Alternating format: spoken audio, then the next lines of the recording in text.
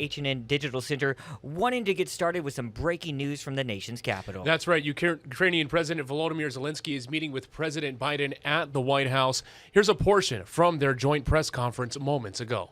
As we head into the new year, it's important for the American people and for the world to hear directly from you, Mr. President, about Ukraine's fight and the need to continue to stand together through 2023.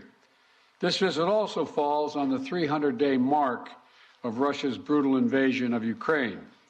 300 days since Putin launched an unprovoked, unjustified, all-out assault on the free people of Ukraine. 300 days of Ukrainian people showing Russia and the world their steel backbone, their love of country, and their unbreakable determination, and I emphasize unbreakable determination, to choose their own path. To Ukrainian people, I say to them all, you have demonstrated, you've shown your strong stand against aggression in the face of the imperial appetites of autocrats who wrongfully believed they might be able to make might right, and they're not able to do it.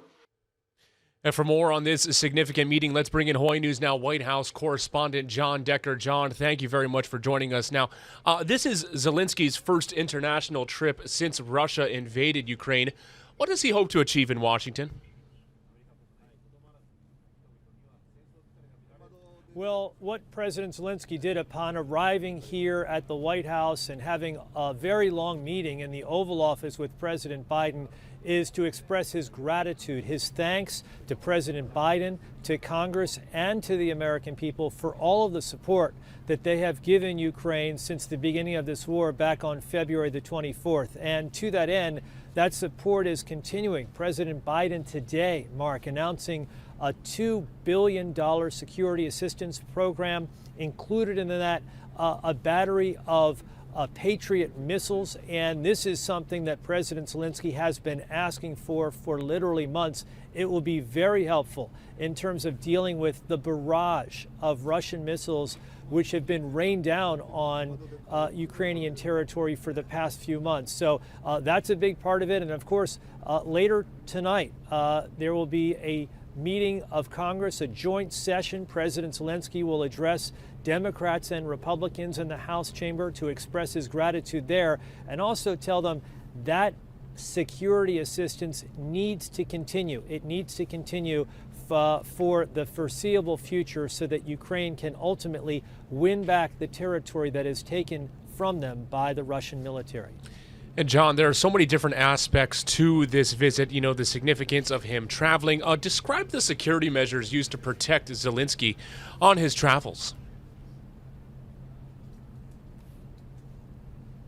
This was an operation that was secretive, but also full of measures to protect the security of President Zelenskyy. First of all, a train was taken by President Zelenskyy from Kyiv, the Ukrainian capital, to Poland, and from Poland, that's where a U.S. military jets transported President Zelenskyy ultimately here to Washington, D.C., to Joint Base Andrews Air Force Base, just south of Washington, D.C., and that those same security measures will be in place in getting President Zelenskyy back to his home country, and that will happen immediately after he concludes his joint session, this speech to a joint session of Congress.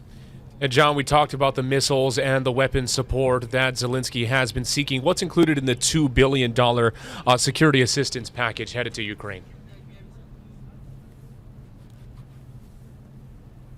Well, a big chunk of that has to do with that Patriot missile system that President Zelenskyy has been asking for months. Not only did President Biden agree to that, but there will be training involved. These missile systems are very sophisticated. They require 90 soldiers to operate these anti-ballistic missiles. And what it does is, you may recall all the way back to the Persian Gulf War, it essentially shoots those incoming missiles out of the sky. Now, the Russian missiles over the past few months have attacked civilian sectors of Ukraine. They've also attacked Ukraine's energy grid. And that's the reason why President Zelenskyy said that these Patriot missile systems were so necessary. So training will take place over the course of the next few months, likely in a third country like Germany, and these missile systems will likely be in place, ready to operate, likely by the late spring of 2023.